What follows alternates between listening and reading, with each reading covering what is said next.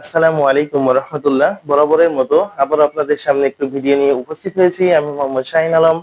আশা করি আপনারা ভিডিওটা ধৈর্য সহকারে সকলেই দেখবেন। আজকে খুব সকালে একজন খামারি আমাকে ফোন করছিল। তার খামারে আসলাম।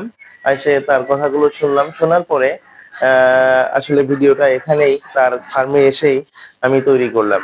আসলে আজকে আমার আলোচনার মূল বিষয় হচ্ছে রিপিট ব্রিডিং। গাভীর রিপিট ব্রিডিং। গাভীর রিপিট ব্রিডিং কেন হয়? কিভাবে গাভীর রিপিট ব্রিডিং কমানো যায়? এই বিষয়ে আজকে আমার আলোচনা।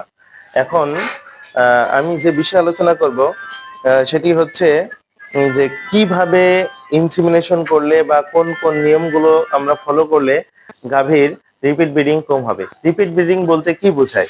রিপিট ব্রিডিং বলতে মূলত এটাকে বোঝায় আমি গাভীকে বারবার ইনসিমিনেশন করি, বারবার বীজ দিই, কিন্তু গাভী একবারও কনসেপ্ট করে না।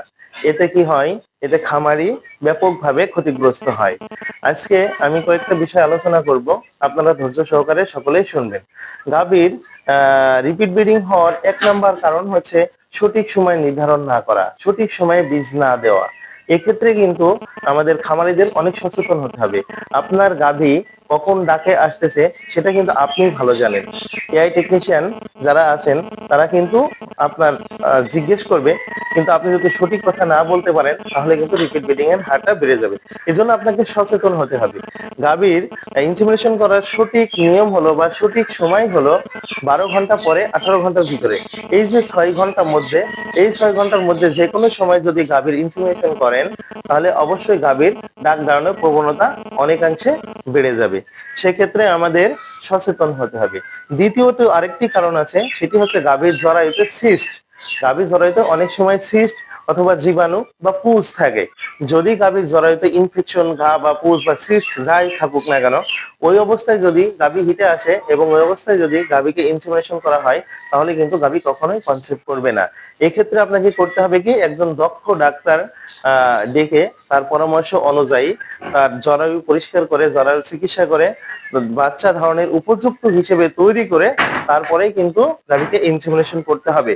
তা না হলে আপনি যতই চেষ্টা করেন না কেন, ঘা অবস্থায়, পুঁজ অবস্থায় বা জীবাণু থাকা অবস্থায় কখনোই কিন্তু ইনসেমিনেশন করলে আপনার গাভী কখনো কনসেপ্ট করবে না। এই দিক থেকে খেয়াল করতে হবে। আর আমাদের মতো যারা আমরা এআই টেকনিশিয়ান আছি বা কৃত্রিম প্রজনন কর্মী আছি, আমাদেরকেও একটু সচেতন হতে হবে। সচেতনতার দিকটা হলো এই যে আমরা যখন সিমেন্ট রেডি করব তখন আমাদের খেয়াল করতে হবে যে পানির তাপমাত্রা ঠিক আছে কিনা, পানিতে আমরা 30 থেকে 1 মিনিট পর্যন্ত সিমেন্টটা ডুবিয়ে রাখলাম কিনা। আর আরেকটা বিষয় হচ্ছে গুরুত্বপূর্ণ বিষয়, সেটা হচ্ছে যে সিমেন্টের জন্য পানিকে কিন্তু বিষ বলা হয়েছে। হ্যাঁ, যদি কোনো ক্রমে সিমেন্টের ভিতরে যদি বিন্দু পরিমাণ পানি লেগে যায় বা পানি চলে যায় তাহলে কিন্তু তৎক্ষণাৎ যত শুক্রাণু আছে সব মারা যাবে। আর মৃত শুক্রাণু দিয়ে যদি আপনি ইনসেমিনেশন করেন কখনোই কিন্তু গাভী কনসেপ্ট করবে না। এজন্য এখানেও আমাদেরকে সতর্কতা অবলম্বন করতে হবে। এর পাশাপাশি যখন আমরা সিমেন্ট পানির ভিতর থেকে উঠাবো তখন অবশ্যই পরিষ্কার টিস্যু দিয়ে মুছে নেব এবং পরিষ্কার ভাবে আমরা এআই গানে সুন্দর করে সেটিংস করে তারপরে আমরা গাভীর জরায়ুতে বীজ প্রতিস্থাপন করব বা এআই করব। এইভাবে এই বিষয়গুলো লক্ষ্য রেখে যদি আমরা গাভীর কৃত্রিম প্রজনন করাই সেক্ষেত্রে আমাদের রিপিট ব্রিডিং এর হারটা অনেকাংশে কমে যাবে। এজন্য আমাদের সব সময় সচেতন হতে হবে। শুধু আমরা সচেতন বা আমরা কৃত্রিম প্রজনন কর্মী সচেতন হলেই হবে না, আমাদের সকলকেই কিন্তু সচেতন হতে হবে। আর আমাদের গাভী যাতে রিপিট ব্রিডিং না হয় তাহলে যদি রিপিট ব্রিডিং না হয় এজন্যই ব্যবস্থাগুলো আমাদের গ্রহণ করতে হবে।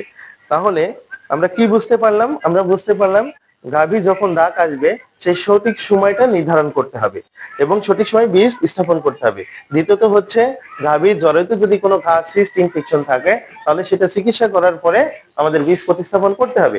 তৃতীয়ত হচ্ছে আমরা এই কর্মী যারা আছি আমাদেরকে একটু সচেতন হতে হবে, দক্ষতার সহিত, পরিষ্কারতার সহিত আমাদের কাজগুলো করতে হবে।